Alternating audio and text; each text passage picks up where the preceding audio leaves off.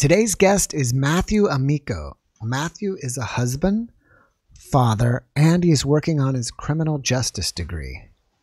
Matthew had an NDE in 2018 where he encountered his grandmother, and we're going to learn more about it today. Matthew, thank you so much for joining me. I really appreciate you giving me some of your time. Thank you for giving me an opportunity to tell my stories. I've had plenty of experiences that I would love to share. Great. You're in the right place. All right. My audience loves NDEs, so let's start with yours. What happened? All right. My audience loves NDEs, so let's start with yours. What happened? So back in 2018, I was at a very low period in my life, smoking a lot of marijuana, just partying, trying to have a good time because I didn't have a great life growing up. And I became very depressed, very unhappy with the world, with my life, with myself. And, I was ready to be done. Like I had lived what I thought was long enough. I'd lost my grandmother a few years prior, back in 2012.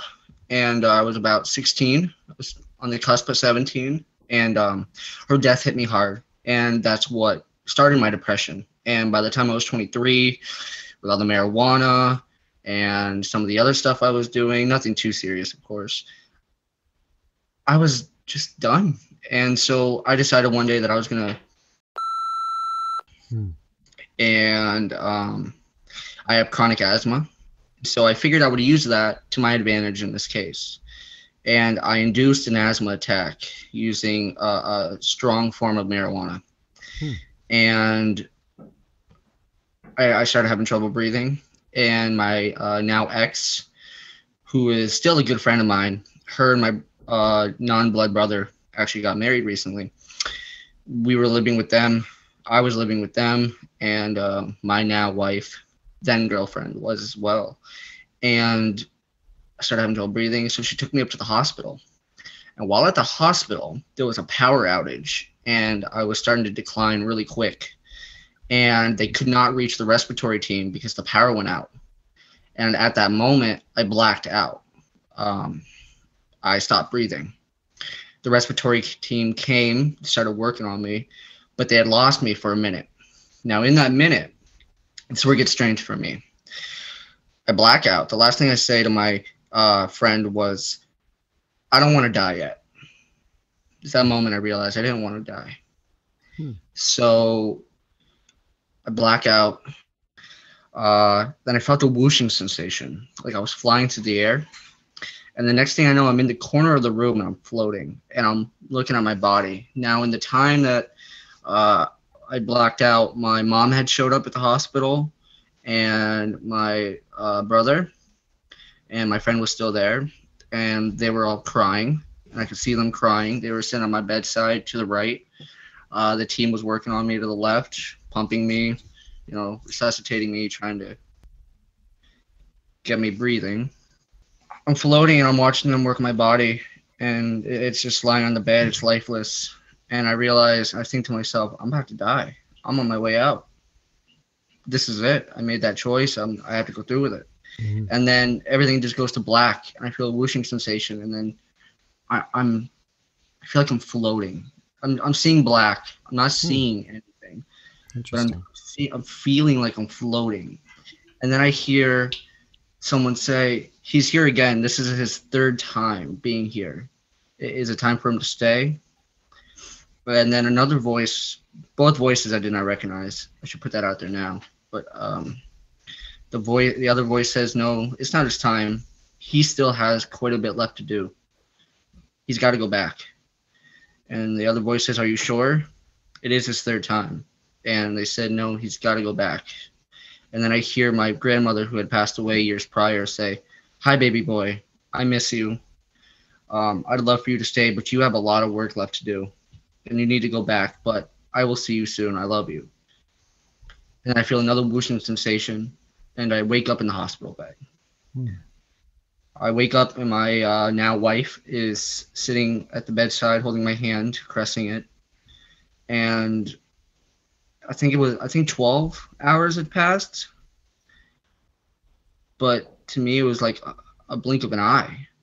Now, when I woke up and I recovered, I thought maybe it was the doctors and the nurses talking and like my brain was registering it. But I read the transcripts. I ordered the transcripts. I got the transcripts. I read the transcripts, and none of them had said anything of the sort. Not the doctors, not the nurses, nobody. And what hit me is the fact that I heard my grandmother talking to me as if she was seeing me for the first time in years. And that's when I knew that possibly, quite possibly, I had experienced something out of this world. Also, they have I can't remember what it's called, but it's a heart rate monitor, I think, or a brain monitor, one of the two, and it had flatlined for about a full minute. So they had lost me for a minute. Obviously, they managed to bring me back, but yeah, it was really strange. And I tried everything I can to explain it away as my brain shutting down, as maybe, I was dreaming it because I was, gone, but there's nothing to explain it. There's no evidence of anyone saying anything of the sort. Now, that had been the third time I had died from my asthma in my life. The first time was when I had an asthma attack when I was 2 years old. They had lost me, I think 30 seconds or so. And then the second time was when I was 8 years old. And again, they had lost me, but managed to bring me back. And then this last time. So the fact that they mentioned 3 times I've been there, wherever there was, struck me as well, because the doctors wouldn't have known that information anyhow. I just showed up at the hospital one day, dying. Right. And strange.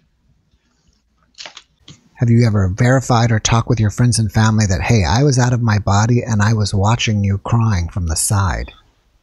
I did. I talked to them about it. My mother believes me because she's always been into the supernatural, paranormal experiences. My friends and family, they try to explain it away, but they only corroborated that I was gone for a minute, that the doctors had lost me, that I flatlined. Did you see anything else while you were up in the corner? I saw all the equipment on the walls. I saw the mask they tried to put on me to get me breathing. And then I saw that didn't work, so they used something else. I can't remember what it was. It looked like a long metal piece. I think they stick it down your throat to get you breathing. Right. Maybe they wanted to intubate you. Yeah, intubate. That's an intubator. Right. It was, I saw the doctors and the nurses scrambling around me, trying to get in different positions. They put IVs in. It was weird. It was strange. And I remember looking down and seeing myself floating up off the floor. It was a tile floor. Oh, that's interesting. Did you ever speak to the doctors and or nurses and tell them about what you saw? I did. What did they say? They said it was likely my brain shutting down. And a rush of, I think it's dopamine that gets released when your brain's shutting down, and that it was probably just a vivid memory. But when I told them about, hearing people talking around me, saying that I'd been there 3 times, and that about my grandmother, they said it was likely just your brain being filled with dopamine. But they seem to just try to explain it away more than try to get more out of me. So I didn't really talk too much about them. But I did ask them if they had said anything of the sort. And they did not.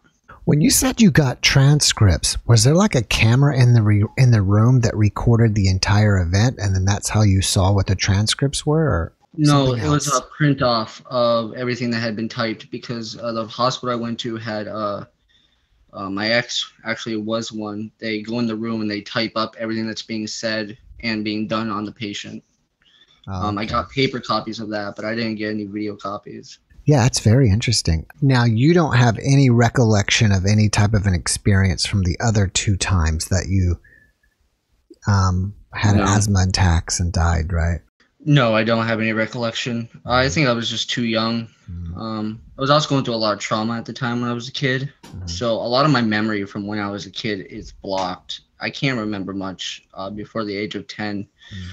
I just know I died because my mother or my grandmother, my grandfather all told me about those two incidents, having asthma attacks and being rushed to the hospital and them losing me. Right. Have you considered getting any hypnotherapy to see if you can recount other stuff? I actually have. I've never gone through with it, but I have because I think it'd be interesting to try. Yeah, I agree. Since that has happened to you, is it a memory that's faded or it never fades? You can still see it like when it happened. It never fades.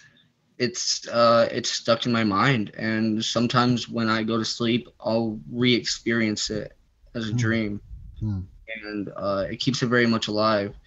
And the weirdest thing is that before my NDE, I was very depressed. I had no aspirations in life, no life goals. I didn't want to do anything with my life except go do basic work at basic jobs and just barely skate by.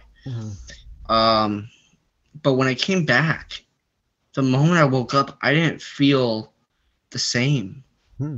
I felt like I was the same person, but not. And like I have memories that I didn't have before, and like about a friend named Michael when I was a kid, and I remember him coming over to the house, my grandparents' house. I was around 11 years old, and him and I would go out back and play in the yard and go exploring up in the woods, and he would sleep over, have dinners with my family. But when I asked my grandfather about Michael, he never existed. Wow. Yeah, apparently Michael never existed. I never had a friend named Michael. I never had anyone by that name ever even come over to see me, visit me, nothing. And I always found that strange because I have very vivid memories of him and I climbing the trees in the backyard, going up into the woodlands behind the house I grew up in, exploring the woods. We even built a fort up back there. And if I went up there now, I don't know if it'd still be there, but the last time I visited that spot, that hidden spot of ours up in the woods, his name was carved in the tree. Wow, that's amazing. That we used for the base of our little hidey hut. But there's no one else. My mother, my brother, my grandmother never. I mean, I'm sure she couldn't tell me now anyway. But right. I'm sure if she was alive, she'd probably tell me the same as my grandfather, that there was never a Michael. Is it possible that there was a Michael and your family never met him, but then you said he came over for dinner and stuff? Yeah, he came over for dinner. I have vivid memories of him having dinner with my grandmother and my grandfather, and then talking, and us all talking.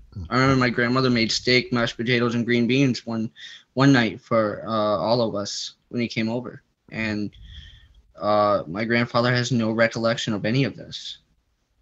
And while he is a little old, he has a very good memory. That's amazing that you have that physical evidence of his name carved in the tree. Yeah. When I went to visit the spot just before I moved away from that house, I checked it out and it was still there. A little moss covered because it had been years since anyone was up in that spot in the woods, but it was still carved in the tree, and it's very much burned in my memory. And I have memories of this kid, coming over, playing video games, staying nights, having a great time. I even found a picture a couple years back before I moved again and lost it, that I drew of him and I playing in the backyard. Now, obviously, I was a kid, so it's like stick figures, but you could see his name at the top above his avatar, and it's completely different handwriting than mine. So I have evidence of a Michael, right? But no one remembers anyone by that name. No one can corroborate it. Yeah, it's fascinating. It kind of makes me think, okay, maybe you had some kind of spirit guide with you or something, and only you saw him. Maybe. But then, what doesn't still account for his handwriting or his? I guess you could have carved his name in the tree. I very well could have, but I have no memory. I remember carving my name because I remember the knife we used, but I remember handing him the knife and watching him carve it. Right. Yeah, I would love to see you get some hypnotherapy and see what would come up. I would love to try it. That would be amazing. If I was a hypnotherapist, I would say come over, but I'm not. I don't think I could come all the way to Texas anyhow.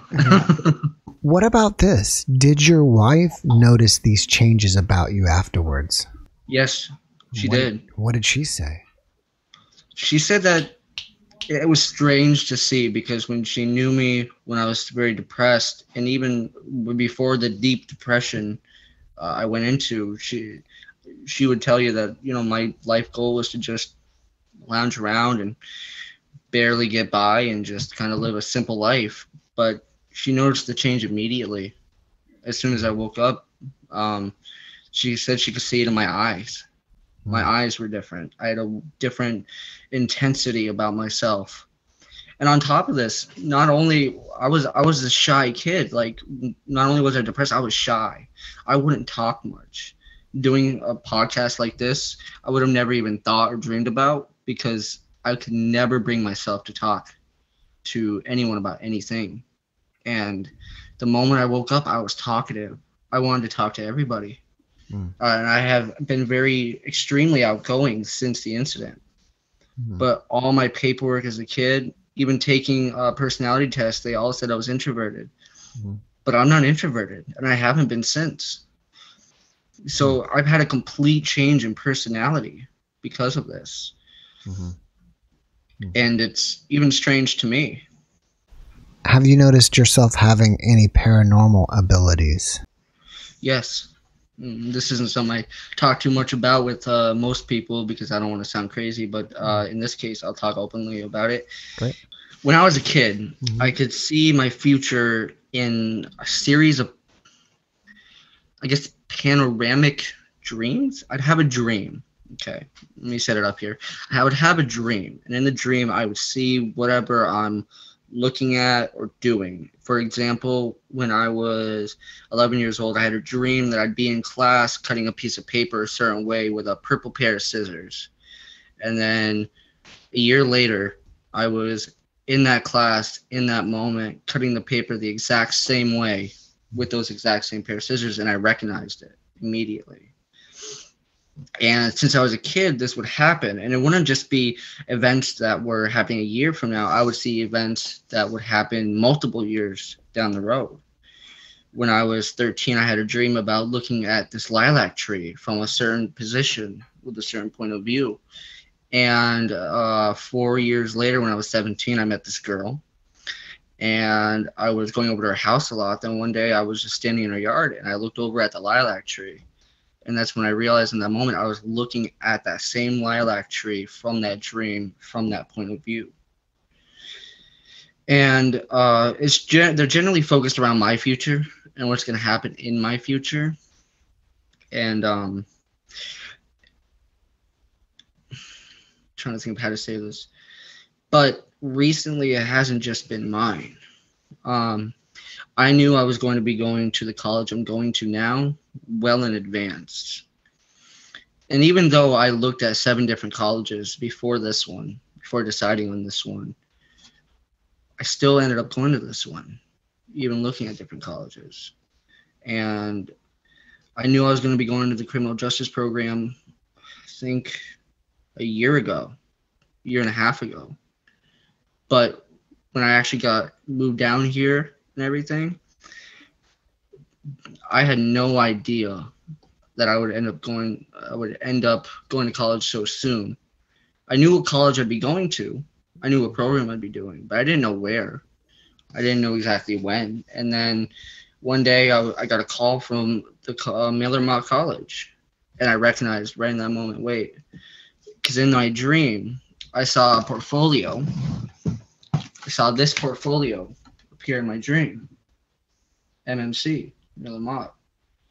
And then in the same dream, I open it up, and at the top is this paper with criminal justice on it. And then a year later, I get a call from Miller Mock College. I somewhat recognized the name. I knew it sounded familiar. I knew I'd seen it somewhere, but I couldn't recognize it at first. And then when I went into the meeting, they handed me the folder. That's when it clicked. because in my dream I was looking down at the folder and I opened it up, and at the top was criminal justice. And that's when it clicked that that dream had again come true. And those are just 3 incidents I've mentioned. This has been multiple incidents throughout my life. I have had great events that were going to happen in my life spoiled for me because of this. I saw my wedding well in advance of it happening. I couldn't see who it was at the time because in my dream the face was blurred out, but I saw the purple suit I was wearing. I saw my now wife's wedding dress and the people around us. They were all their faces were blurred out except for mine, but the suits and the place were all shown to me in this one dream. And then a couple years later, we have the wedding, and I'm standing in the same spot as in the dream, and I can see everyone but me up there talking. And that's when I realized, wait a minute, I've seen this before. And nowadays, it's not just me. I see pieces of my son's future now. And he's got a bright one coming, brighter than mine. The mine was when I initially had the dream. I had known what my son looked like before we had found out that my wife was pregnant. Because in my dream, I looked down at my phone, the same phone I have now, and I was on my home screen was a picture of my son, and I didn't know it was my son at the time. But in the dream, I was looking down at it from just like this, and then I just wake up, and then a month ago, I got a message, and I was picked up my phone, and I was looking at it, and I was like, wait a minute, I've seen this before. And that's when it clicked that I had seen my son a year and a half in advance, 2 years before it happened, before he was even born, before we even knew she was pregnant. And it's been a crazy experience. And when I was a kid, it wasn't as prevalent and as often as it is now.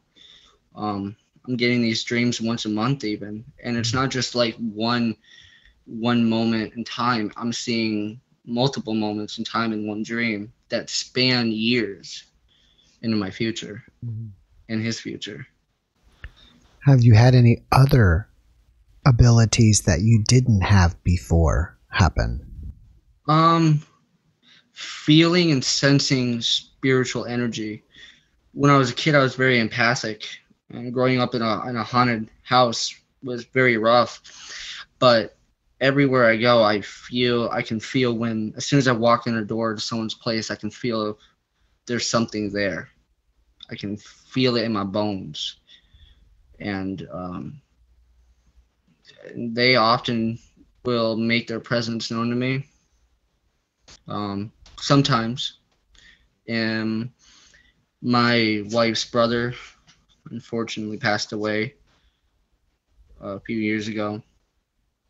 And I never met him, but he has made his presence known to me quite a few times. My wife not so often, but me quite often. And I can always tell when he's around, especially if I walk in my son's room at night to check on him. I'll know if her brother is there or not because I'll feel him. And he's also moved some stuff around on us from time to time. He's a little jokester. Why do you think he hangs around your house? I think he hangs around my wife. I don't think it has anything to do with me. I think it has to do with my wife and now my son, his nephew, because him and my wife, while somewhat distant, were very close as well. And she's the oldest, he was the youngest. And they were very similar in a lot of ways. And she was the last person to see him before. And I think he kind of attached himself to her more than the others in his family, but I don't know. I could be wrong. Mhm. But I've noticed his presence a lot around here, and I'll be sleeping and I'll wake up because I feel him enter into the room with us, and I'll wake up because I feel someone looking at me, staring at me, and I'll feel that there's someone there, but there's nobody there. Have you tried to figure out who the people were that were with you when you had your NDE? No, No. no, because I like a little bit of mystery to my life. Mm-hmm. I think if I really tried to dig, maybe I'd find out. But I think I don't because I'm excited to find out when my time does come. Do you fear death now? No. I feared it before. But I was really ready to go. So that fear subsided when I decided to try to kill myself. But since, no, I have no fear of death. I don't want to die. Mm-hmm. I'm raising my son. But if my time does come and I know it's come, I won't be afraid. Right. I won't be afraid at all. I'll welcome it because I'm not religious. I'm spiritual, but I'm not religious. Mm-hmm. I don't know what comes after this life. Maybe it's something, maybe there's a whole new mystical plane of existence. Maybe it's just black and there's nothing. I don't know. But whatever it is, when it's my time, I'll be ready. And I'm excited to find out one way or the other. Do you have any negative after effects from your NDE? The memory blockage, I lost a lot of my memories from that time and before that time. I don't remember much of high school. I can remember a few faces, a few people by name and face, but incidents, events, sometimes I even have trouble recalling what years I went to school. Sometimes I even have trouble just placing simple things like my grandmother's death. I know it's October. Oh, wow, I actually just lost it. October 12th, 17th, 2012. But again, I have to think about these things because they were lost to me when I came back. Before your NDE, you did not have any memory problems. No, I had a great memory. I can remember fine details to the smallest event. But now I have trouble. Like I started college like about a month ago, 5 weeks ago, 6 weeks ago. But even something as soon as that, I still have trouble remembering. Even today afterwards, you have memory problems even till today. I mean, if even current events, like you can't remember what you had for lunch yesterday or something like that, or just you can't, or you have trouble memory with the things before your NDE. Both before my NDE and sometimes it's things like not remembering what I had for lunch yesterday. And actually, I don't remember what I had for lunch yesterday, and I should bring it up. I don't even know if I had lunch yesterday. Right. I have to ask my wife these little things because I just don't remember anything like I used to. Is this affecting your schoolwork? No, because I keep pretty good track of my schoolwork because I do have these memory problems. I keep them in specific folders to remind myself where I last picked up on. I also I write a lot of notes because of my memory. Because I'll be in the middle of a paper and I'll have a really great thing come into myself and I'll be typing it out, and then I look away even just to look at my cat, and by the time I look back at the screen, I've lost it. I lost it all. So I often find myself having to write out everything first before I dig in. I'm just wondering, like when you take tests and you're going to have to memorize stuff, does that affect you? I seem okay with some of that stuff. So when it comes to something I need to remember, I generally do okay, but it's long-term dates that I start struggling with. Okay. Like I can remember what I had for lunch today, which was a chicken and cheese sandwich, but yesterday is lost to me. When you first came back and you were still in the hospital, did you recognize you were having memory problems? And if so, did you speak to the doctors about it? I didn't recognize it at first. It became more noticeable for me when I started getting better. Mm-hmm. As I had a great memory, even just waking up in the hospital bed, I had a great memory. But then as I started to heal and get back on my feet and start going into my life, my memory just slowly got worse. Mm-hmm. And actually, because of this NDE, I turned my whole life around. Mm-hmm. Because before it, I didn't eat healthy. I didn't have anything going for me. I was a loser. Mm-hmm. I was a real loser, not going anywhere, Jeff. I'm not gonna lie. Wow. But since then, since coming back, and I've turned my whole life around. Right. I'm becoming so much successful in my life at a young age. Mm-hmm. And we're just talking about a 2-year period. Right. Well, it's going on 3 years now. I was thinking about when asking you these questions, did you have brain damage and that's why you're having difficulty with memory, or are you subconsciously blocking out stuff? What do you think? I think it could be a bit of both. I think a part of me, or whatever part of me I killed off when I try to kill myself, doesn't want me to remember certain things because they brought so much trauma and mental health damage to myself. And I also think a part of it could be because of the brain damage, because I lost oxygen to my brain for that full minute. My whole throat closed up. I had my lungs closed up because of my asthma, and I think maybe it could have been a little bit of brain damage. Mm-hmm. I don't know. I can't say for sure. I personally think it could most likely be a bit more towards brain damage. Yeah, I'm not. And possibly the years of smoking marijuana. Maybe that too. Yeah, I don't know. I would think though. Yeah, it's just hard to say. I mean, we'd really need an opinion from a neurologist. To know for sure. I guess it would be really interesting though to follow up with your case on. I that. agree. Mm-hmm. I agree. I'm actually getting prepared to do some blood test work done at my latest doctor. So, if it could even just be an imbalance in my brain, a chemical imbalance, and that's what we're gonna find out here soon. Okay, what are you seeing your doctor for? Is just a general health checkup, or for something else? General health checkup. Since my NDE, I still do experience depression, though not as bad as I did. Mm-hmm. At the time, it was depression mixed with a bit of bipolar disorder, a bit of ADHD. Mm-hmm. But since then, I have battled depression, but not to the extent that it was. Right. And this is just to get on some medication to keep myself from getting to any kind of low point again, for my son's sake and my sake. Yeah, makes sense. And it's interesting that you don't have a problem with memory of this event.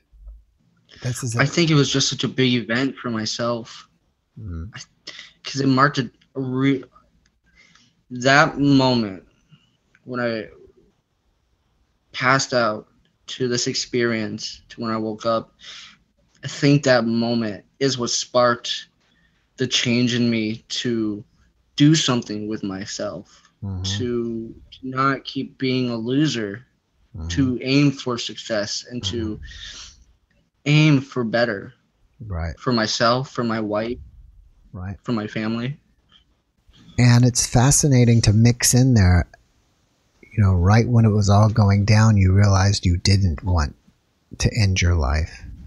Yeah, because when I decided to do it, I was really ready to go. But then as I realized I was going, that's when I realized maybe I'm not.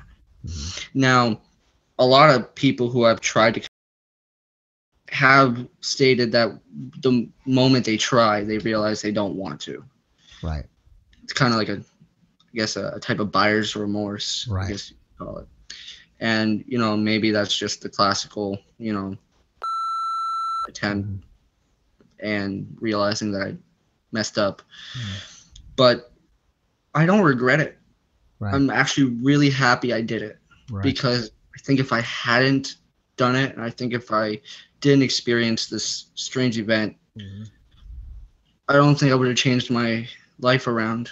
Yeah. I mean, to me, it seems like your NDE was a positive thing on you because, you've done positive things since then. Oh yeah, because of this NDE, I've really aimed for better for myself and for my family. And again, I'll restate: if I hadn't experienced this, I don't think I would have changed myself around. Is there anything with your NDE that you've shared perhaps with your wife, but you've never shared with anybody else ever? I actually just recently shared with her about my grandmother. I kept that piece hidden to myself from everybody because it was so close to me. My grandmother was like a mother to me.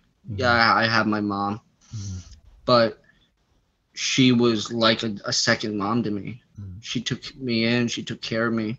And when I heard her voice, it struck that chord. I'll see you soon. I have to go back a few years. I do remember this because it struck me when I was a kid. My grandmother was cleaning the litter box for a cat when I was around 14 years old. And she was a self-proclaimed witch. And, well, I've always been skeptical even then. She did show me some things that were very out of this world, extraordinary abilities.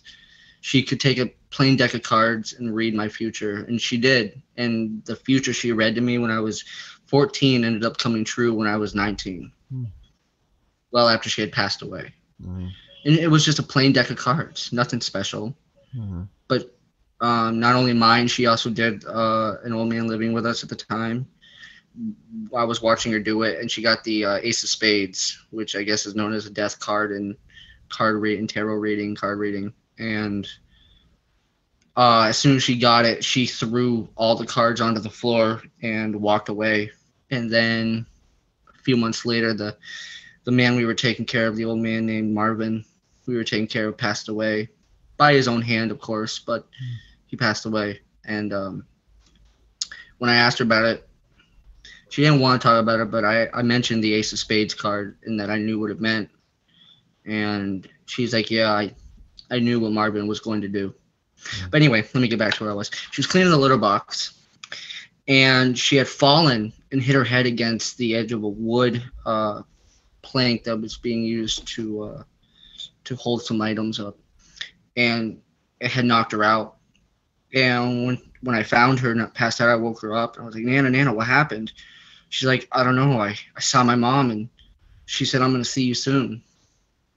And then 3 years later, she passed away. And she said the exact same thing to me during this NDE. And that struck a chord with me that if I didn't turn myself around, I was likely going to end up dead a lot sooner. So I was in with a bad crowd. Right. I was doing things I shouldn't have done. Shouldn't have been doing. Right. But I just recently shared this with my wife first before anybody else, because it just struck a chord with me, and it was so personal, and it makes me really emotional talking about it. Right. Because while I am very skeptical of this event, the fact that she said key words to me that resonated through different points of my life that I think she knew I would remember really hit home. And it makes me just really emotional. But when I shared it with her, I realized that maybe if I talk about that piece more, it'd be healthier for me to get it out. Right. And I actually debated mentioning it on the podcast here, but I'm glad I did. Yeah. As I'm here, I'm getting a little emotional. I need to take a sip of water. Sure. But can you recall when you were outside of your body, did you feel like you were expansive, you were free of this body, like, wow, I've got space now?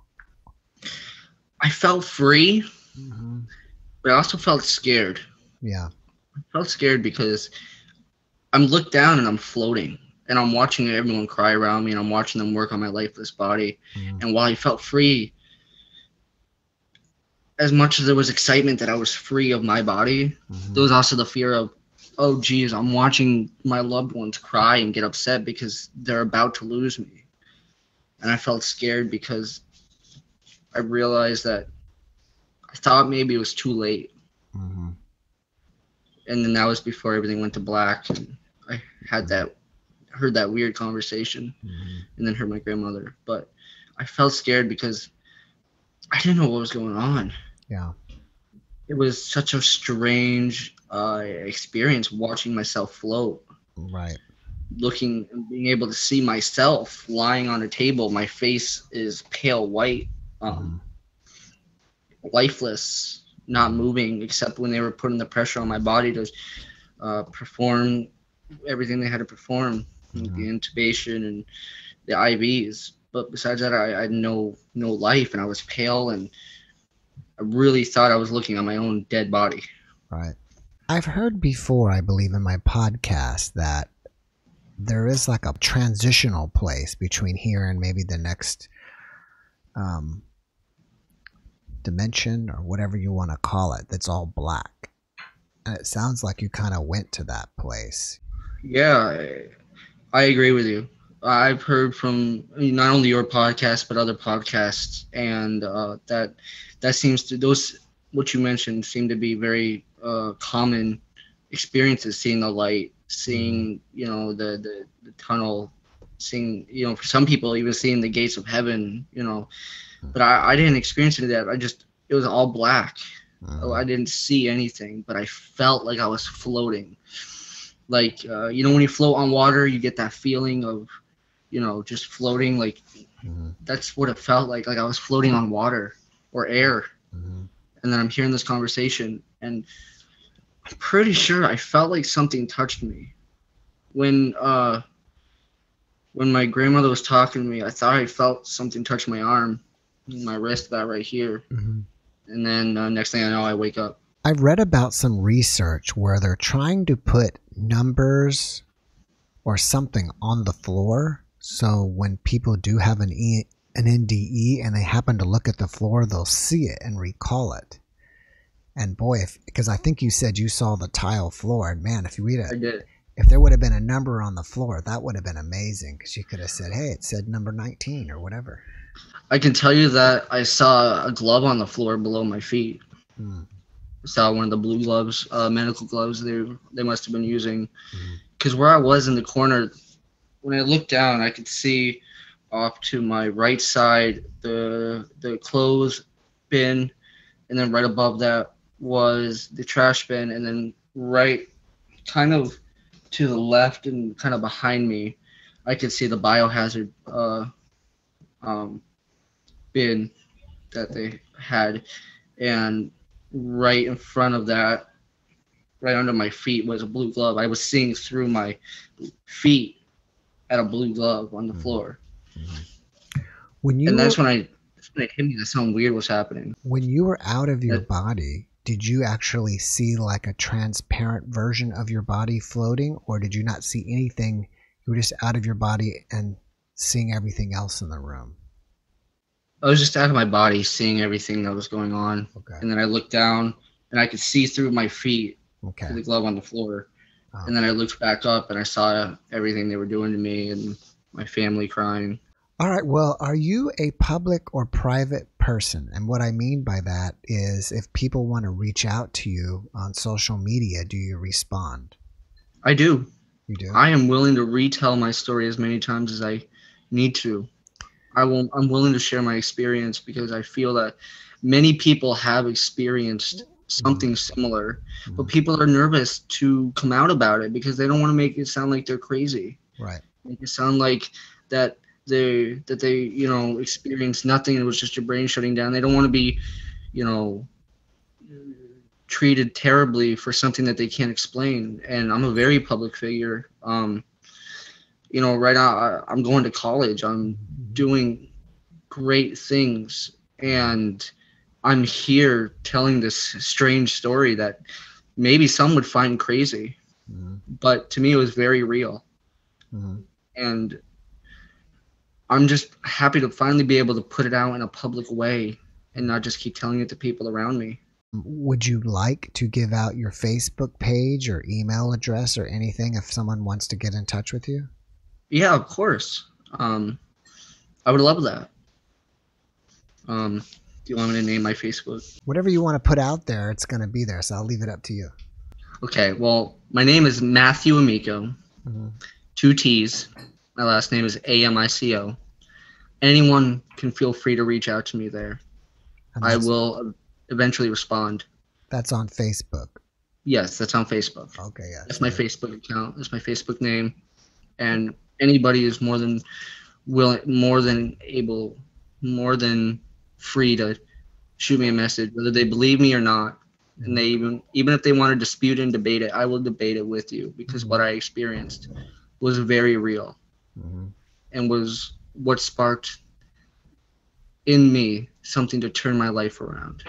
All right. Well, before we wrap it up here, Matthew, do you have one last message that you'd like to share with us all? Yes, actually, I do. If anyone has ever experienced anything of the sort, don't be afraid to reach out. There are people who have experienced similar incidents, maybe not exactly like mine, maybe not exactly like yours, but people have experienced this, and people hide it because they're scared. But you shouldn't be scared. Be honest about what you've experienced. Be public about it, because it's going to make yourself feel better, and you're going to connect with so many amazing people who have experienced something similar. It can really be a great support, especially when you have a dream or a flashback of the event that you experienced. It can be great to be able to reach out to someone and say, hey, I re-experienced it and I can really use support right now. It's a great thing that you experienced something so out of this world extraordinary, because not a lot of people get to experience something like this. We're talking about maybe 1 in every 100 people experience something this extraordinary. And that's something special. And you should be proud of that. Well, thank you. Thank you for that message. And thank you for joining me and sharing your story. I really appreciate it. And I think it's great that you turned your life around, and I wish you massive success with your life. Thank you. And I have loved every second of being on this podcast. Like I told you before, I was really nervous, but I'm really happy I did. And I still have many more experiences that I can share with you, Jeff. Oh, like I mentioned earlier, I grew up in a haunted house. It was the only haunted house I've ever grown up in. And I know it was haunted because not only was I a witness to it, but my little brother, my mother, my grandmother, my grandfather, who is even more skeptical than I am. He didn't believe in ghosts at all until he moved into that house and he experienced some strange things himself. That house was definitely something else. And I'd love to share that on your podcast. All right. Well, maybe we'll have to get you back for another round of ghost stories. I've really enjoyed this. All right. All right. Well, thank you very much, Matthew. And have a great weekend. And I hope to see you again sometime. Have a great day, Jeff. Have a great evening. Bye-bye. Bye-bye. Thanks for watching the JeffMara podcast. I really appreciate you. Another way to show support is through YouTube memberships. And if you do, there are loyalty badges and other perks depending on your level of membership. All you need to do is click the join button underneath the video to find out more. Thank you for your support.